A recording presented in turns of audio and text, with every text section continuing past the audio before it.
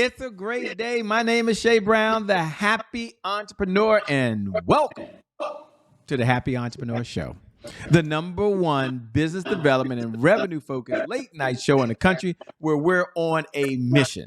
And our mission really is to inspire. Our mission is to empower. And our mission is to provide you, that's right, you, the hardworking entrepreneur, with all of the resources that are necessary to execute that big vision you have for the people you were called to serve. And on this particular episode, we have the one and only Tasha. And she'll say her last name because I've been practicing Tasha, but I can't get it right. Pronounce your last name for me. Yes, so it's Treviño El-Amin. Treviño El-Amin. Did I get it close? It's too long. It's Pastor Latasha Treviño El-Amin. So you can just call me Tasha tonight. We're just gonna get personal. Ladies and gentlemen, we're hanging out with the one and only Tasha. She's just a natural. She just jumps right on. Thanks for being on the Happy Entrepreneur Show. We appreciate it. I'm happy to be here. Thank you for having me. Great. For those folks that are watching, they're listening and looking at the title saying how to turn small beginnings into an impactful harvest. Take a moment if you could. And when you say impactful harvest, why do people struggle today? And so we can just set the stage. Why are people struggling today to achieve their best life, to live at their highest potential? What are some things that are holding people back today from doing that? Yeah, I hate to sound cliche, but that whole, that it's not that we are afraid, but like we believe that we may be powerful beyond measure. And I think sometimes actually believing in yourself is half the battle. And if people would start to really understand that God's called us to be so great, and if we would just put ourselves in a position to trust God and watch what he can do with the gifts he's given us, our minds would be so blown. So I think it's kind of defeated here before we put pen to paper for our ideas. And if we could just get past that and get going, the harvest is imminent. I like that. And, you're someone I had the opportunity to meet and have face-to-face contact when we were in Michigan last time. So I got a chance. I don't often get a chance to meet all the guests, but we got a chance to meet. We got a chance to talk. And now prior to this, you told me about your dad, which is super cool, by the way. So I'm glad that you're here. But the audience is leaning forward and they're like, gosh, Shay, Tasha's there. But she says, start with small beginnings. Why'd you say you should start small and not just try to go for it? Are you limiting people back to say, wait a minute, why I got to start small, man? I can jump out there. I can leap forward. So here's the question. Why did you start and say, start small and then get bigger? Yeah, sure. I think, again, not to be cliche, but the whole quote, you don't have to be great to start, you have to start to be great. And I think as somebody who has been a part of a platform that was larger than life, my ex-husband was in the NFL, and that's a huge platform. The world is your oyster. You can go any direction with any business endeavor. You have connections, you have everything you need to have a successful business or whatever your endeavor is. But I would argue that when I was at that platform in that position, I didn't have the testimony and the grit and the grace and the processing that was needed to have the full understanding of what my business and my nonprofit was going to need.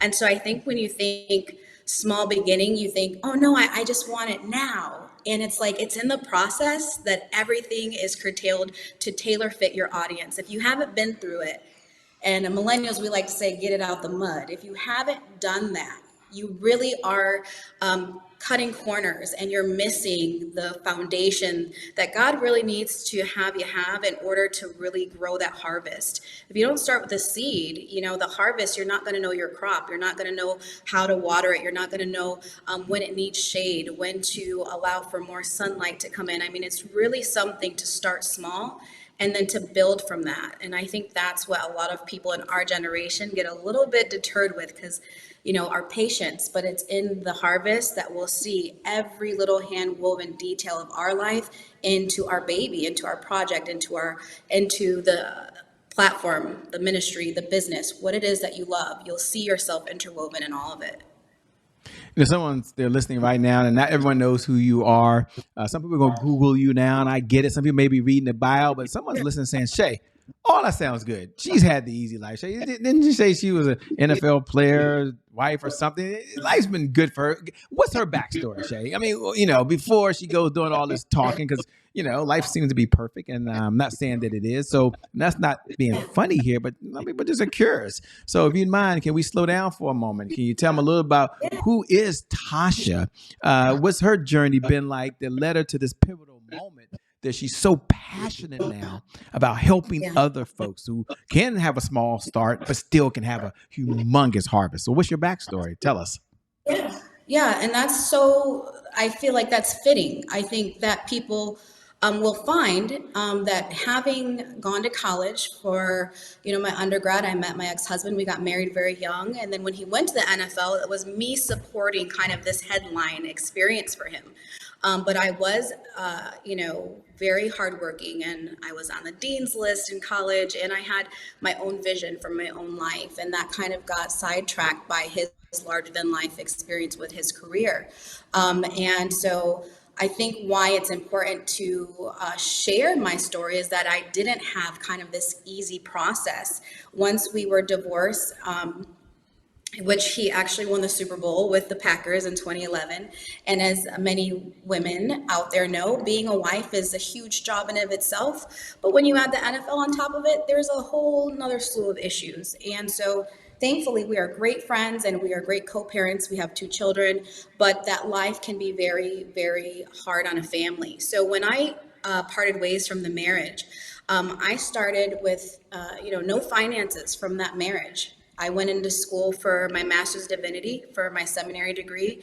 And it was for me, very much important that I started on my own with my faith, and to show that it wasn't that world or anything from that world that would be an advantage for me. I just wanted to start fresh as Tasha, and so having to go back to my master's program, and it was an accelerated program, 97 credit hours.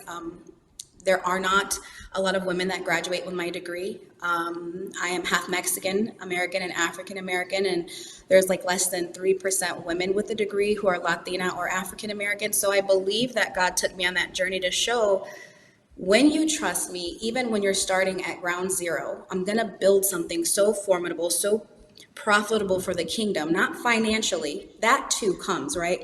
But when you seek God first, He adds everything else to you. So that foundation of knowing I have nothing, and this is really me and God alone, and my hard work, and belief that He will do this thing if I have my trust in Him, that for me was major. So it wasn't easy. You cry a lot. There's even been times where I thought about taking my life during that journey, because you go from having a lot to saying my principles are in alignment, I'm not going to be bought, and I'm starting over by myself. And self-made is not a thing for me, because God was there with me every step of the way, but it made it so much sweeter for me to say, this is something that I set out to do by myself. They're listening saying, wow, thanks for being so vulnerable. Thanks for being so open. When they're like, well, how did you deal with the embarrassment, if there was any? Someone might be thinking, wow, it was embarrassing me when I went through a divorce, Shay, and I've been through 2 divorces, so I'm not judging, but I'm on my 3rd marriage. Very, very happy. Married the woman of my dreams, by the way. We've been together 14 years, so we were in love in high school. She loved me in high school. She was my fantasy girl, because she was a cheerleader, and I wasn't a football player, so or a basketball player. But anyway, don't worry, it worked out 20 years later. Okay, I got the cheerleader. That's okay, so Shorty, cool. I got it. That's but so anyway, cool. I love It's not about me. This is not about me. It's about Tasha. They might be curious, Tasha. How did you deal with your friends, and how did you deal with, I'm not going to say it was the disappointment, and how did you deal with other people judging you? How were you able to handle that? Because some people, they want to hold bad things that happened to them in a closet, and they don't want anybody to know that. So here's the question. How did you deal with all the people around you? Yeah. I joke about my parents going to the Super Bowl and enjoying the Black Eyed Peas when I was like standing firm in my convictions that I had boundaries and I would be respected. And if the marriage wasn't going to be, respectable, I was out of there. Your family and your friends, who are your inner circle, they're always going to be riding for you, so to speak, right? But I think people who know me personally and know who I was in college, they knew that I, wasn't married to this NFL player. I was married to this kid from Cincinnati who's had very humble beginnings. And I was kind of like the celebrity when it came to being a nerd in college. And everyone knew that I was about my business, And so I think it made sense to people, to be honest. I think people were just kind of like, no, yeah, that makes sense. You've always been a woman of principle. You've always been a leader. Not to toot my own horn, but I think that's the gift, right? That's how God's created me. And so people stood with me, and people were like, we want to support you any way we can. And then, of course, there's people in the lane who are going to criticize you, or how can you do that? How can you go back to a school for a master's with kids and you're never going to finish? Or, I've been criticized for being a woman in ministry, and you kind of just have to silence the crowd. It really doesn't matter if you're being criticized or you're being applauded, right? Because one minute you're hot, the next minute you're not. And if you're not true to yourself and who God's called you to be, and you listen to the crowd, you'll be inflated with ego when the crowd's cheering you on. And then when you don't hear anything, you'll start to question who you are. So I'm thankful for those who supported me and were like, go girl, you got this, you can do it. And I'm actually thankful for those who didn't support me or were a little bit more critical, because it just kind of lit that fuel. And I love how Coco Gauff, when she won recently, she said, it was the fuel that lit her fire to prove her haters wrong. And I'm not big to talk about having haters, but I think there's always going to be someone who's going to doubt what God can do in your life. And you got to stand strong. You got to show, why not me? If I have the faith to believe it and God's with me, who be against me? You just got to listen to who God called you to be. What type of maybe affirmations or, how are you able to get outside your comfort zone? A lot of things that you're doing, to me, seems like it might have been a little uncomfortable, might have been a little fearful. And so it's really a two-part question, kind of unfair, but it's a two-part question. Number one, are there affirmations that you tell yourself? And if so, can you share it? It might be a little girl, a little boy, or a big girl, a big boy that's watching right now and is thinking, whoa, she just naturally steps out there. I don't have that natural gift. Like, what does she tell herself? Like, what's the self-talk that she's saying to herself to allow her to push forward? Because it seems easy, but they're struggling with that right now. And you can help them with that. That's part one. So what affirmations or what mindset or what do you tell yourself? And then number two, when it's fearful and you could look crazy doing something that might not work out, where do you get the courage to just still step out there? These are so good. These literally, if I had a soundtrack, younger generation, see, I'm an old millennial. They call us geriatric. We still talk about soundtracks. We know about 8-tracks. We know about, Walkmans. You younger folks may not understand. It's basically the playlist on iTunes. That is the soundtrack for, I think, having that grit and the grace, because there are affirmations that you have to speak over yourself, because, friends of mine, I have many friends who are entrepreneurs, starting a nonprofit. No one in my family has a nonprofit organization. It does seem very, out there to think, how can I do this, and then in the midst of turmoil and being brokenhearted and just feeling broken as a person, and for a lot of my friends, we would even experience almost like bouts of anxiety or depression, having student loans and trying to obtain the American dream. And but then I want to go and be an entrepreneur, and then I want to start a nonprofit. That's crazy, right? And you just have to just do a little. That's why I talk about the small beginnings. Day by day, you have to set the tone for your day. You get up. Every day I put the armor of God over myself, and I declare that I will do what God's called me to do. And it becomes an obedience that kind of hypes you up, because for me, I want to be in God's will. So I will get up, armor myself, but then I also will just tell myself, if you don't do it, there might be another woman in your shoes one day who has that rock bottom moment, who feels like they are so discouraged and they don't know where to start. They've got a list of things to do. They've got laundry they haven't folded, but they want to be great, and they feel this desire in them to do something monumental with their life. I'm not doing it for me. You're not doing it for you. You have to remember, this life is not our own. We are called to show that if it can be done with us, someone else can have the courage to do it. So speak that over yourself every day. If not me, then who's going to help? Who's coming after me? And so that was my affirmation for myself. Get out there and do it. If you don't do it, who's going to do it? And what do you enjoy most about what you're doing now? I mean, I've seen you speaking on stages. I've seen you encouraging. I've seen you motivating. What do you enjoy most about what you're doing? You know, for me, I can't speak for everyone else. Yeah. I've never been big on the financial part of the business or the nonprofit, because when you've been in a world where you've got a lot of financial support, right, with that type of career with my ex-husband, you understand that if you're not doing it for the passion, for the love, for the purpose, the money means nothing. So you have to figure out what your why is. And I knew what it felt like to have a desire to do something great with my life and to serve others.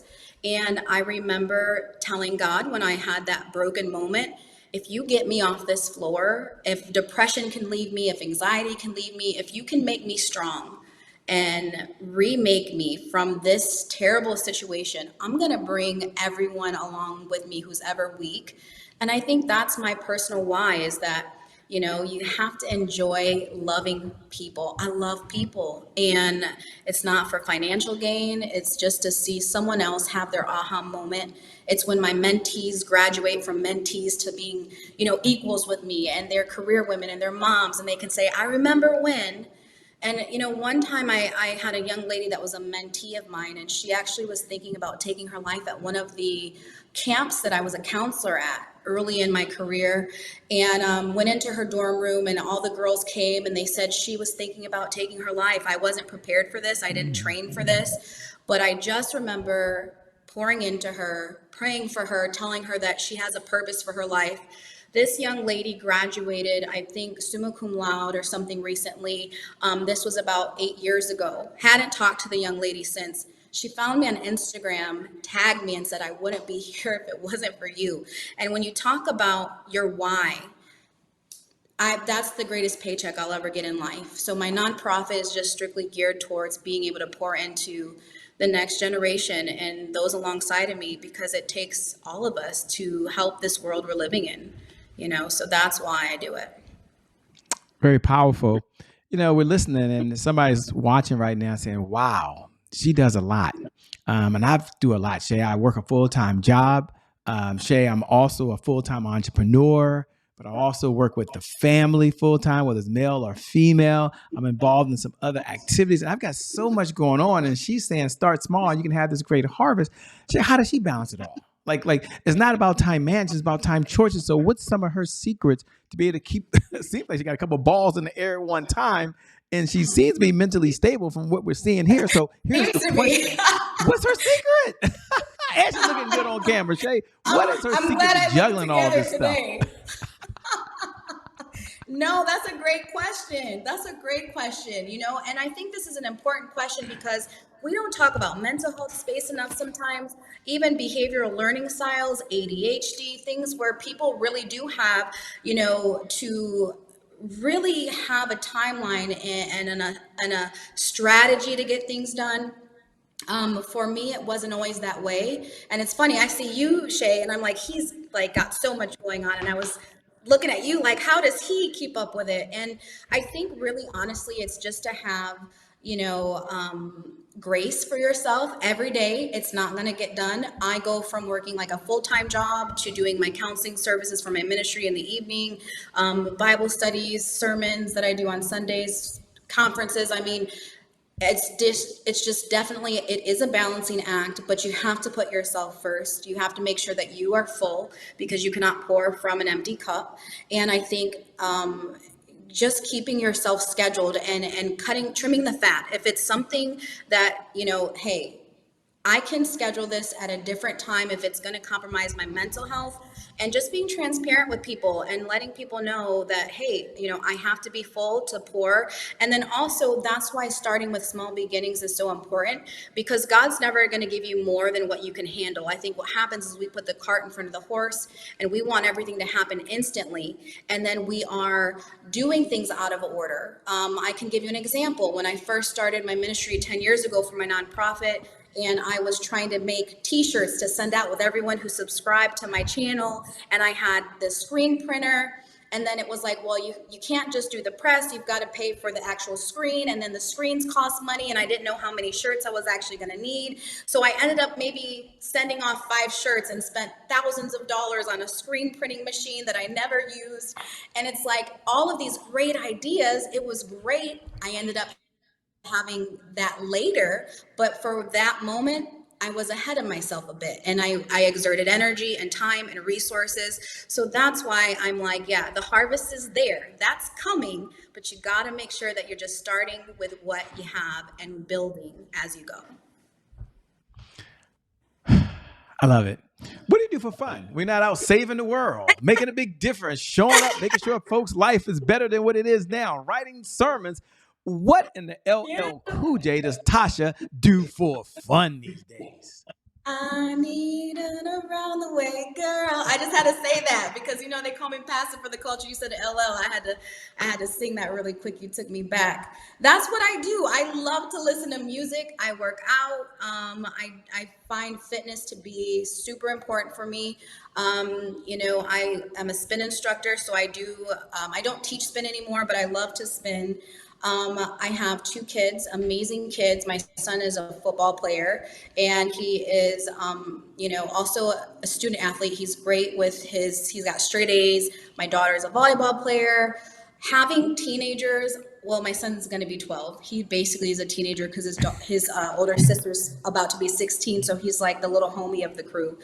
I know people are like, oh, teenagers, but that's my little broke roommates. They're keeping me, honest. They keep me young. They keep me hip with all the cool words and stuff so I can reach my younger audiences. And it's really just great to have 2 people in your life that you can say, I contributed to making cool human beings. They're really, really amazing individuals. They pour into me. We watch movies.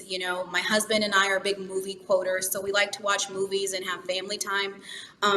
To be honest, fun for me sometimes looks like going to bed at 8 o'clock. And I don't know if I'm kind of getting past that threshold of being like an older gal, but if I can put a Netflix movie on to fall asleep to with some charcuterie going on and I just pass out and I'm not interrupted until 9 a.m., that's a good time. That's a party. I love that. That's my bag. For sure. One of the questions I love to ask, almost every episode, by the way, is what's one of the best pieces of advice that you've ever been given, right? You've had a lot of mentors, and some you may have met, some maybe you never met. I believe that success is a team sport. You only get so far by yourself. So of all the mentors you've had and maybe discussions you had, what's one of many out there? You can grab one, but what's one of the best pieces of advice that you've ever been given that you want to pass on to the audience? So you out there at home, you can lean in now, right? Because you get to walk away with one idea that Tasha holds near and dear to her heart. And how many ideas do you need to change your life anyway? One. Just one good idea implemented is better than 1,000 ideas right now. So over to you. What's one of the best pieces of advice you've ever been given? Wow. And I'm thinking as you're talking, and one of the things I will tell you is do not turn your back on yourself. When the odds are stacked against you, when your back's against the wall, when it doesn't look like your boundary is going to be boundaried, when someone's not respecting your worth or valuing you or validating you, don't compromise yourself. You have to have your back no matter what. Don't permit people to gaslight your dream. Don't permit others to discourage you. You really have got to stand firm in who you are, who God has called you to be, and don't waver. Because one of the biggest heartbreaks I've ever experienced was not a divorce and not someone else turning their back on me, but I had to learn to forgive myself for the times early on and when I was evolving as a young woman in my 20s that I would oftentimes turn my back on myself so other people were comfortable, making myself small when I walked into a room because other people were comfortable if my light was dimmed. No, God's called you to stand out, to be brilliant, to shine, so never compromise who you are to fit into a room, and don't turn your back on yourself ever. I love it, man. Said so well. Thanks a lot for being so transparent. Thanks for sharing that with us, by the way. I certainly appreciate it. As we come down the home stretch, question number 1 of 2 is, what type of clients are you bringing on these days, if any? Is your firm looking to take on? And number 2, how can folks best connect with you? How can they stay in the conversation with you over and beyond the time that we have now? Yeah, sure. So, I really enjoy speaking. Stages, I did radio for 2 years in Los Angeles, but more so my ministry is more out front and platform. But I do feel like there is an important need for mental health and faith coupled. So I do faith-based counseling that is donation-based for those who need counseling and they don't have insurance. So that's like kind of a labor of love for me. So I am doing counseling sessions one-on-one, marriage counseling with couples, and people can find me at my website. We call it faithministries.com. And that's IES. We call it faithministries.com. And it's actually spelled out, we call it, because there's a little story behind that. I love to share with people whatever you envision, whatever you have for your life, you have to call it before you see it. So that's why we call it faithministries.com. And so that's the labor of love. But for speaking, sharing at women's conferences or, other conferences as a motivational speaker, that is where I'm at right now in my career path, and with ministry, just really trying to it's not your parents' ministry or your grandparents. It looks a little different. It's a little different, and we're crossing over some boundaries, and we're putting ourselves in positions where we can help people. If they can't get to the 4 walls, we'll come to you. That's what I like to do. I love it. Fantastic. Let me first say, thanks so much for being on the Happy Entrepreneur Show. We made it happen. I love it. This was like the best fun ever. This was the party. I haven't been out in a while. This was it. This is where it's at. It's not Netflix sitting at home, but it's the next best thing right now. Okay, it's the next best thing. So let me say thanks for that. We appreciate it. Right now, I wouldn't have on a blazer. I'd be in yoga pants. My hair would be a hot mess. You got me out on the town today. But thank you. And thank you to viewers. Thank you for tuning in. Without you, there is no show. So we appreciate you sharing it, paying this message forward, helping someone else. And every night at 11 o'clock Eastern Standard Time, this is one of the moments I wait for in my day. Like, I wait to be able to share with you and myself and remind you that you're so awesome, that you really are incredible, that you're an amazing human being. As even as you and I are talking, you've got greatness inside you because you're special. And for you today, no matter what's happened, is your January 1st. And because of just that one reason, I believe for you, your best is yet to come. Your best is still yet to come. Your better days are yet to come. With that being said, my name, is Shay Brown, the Happy Entrepreneur. Make it a great day, everyone. And I promise you, from the bottom of my heart, we'll make some good things happen. We connect again next time. God bless. We wish you success. We out. Peace, Tasha. Hey, bye.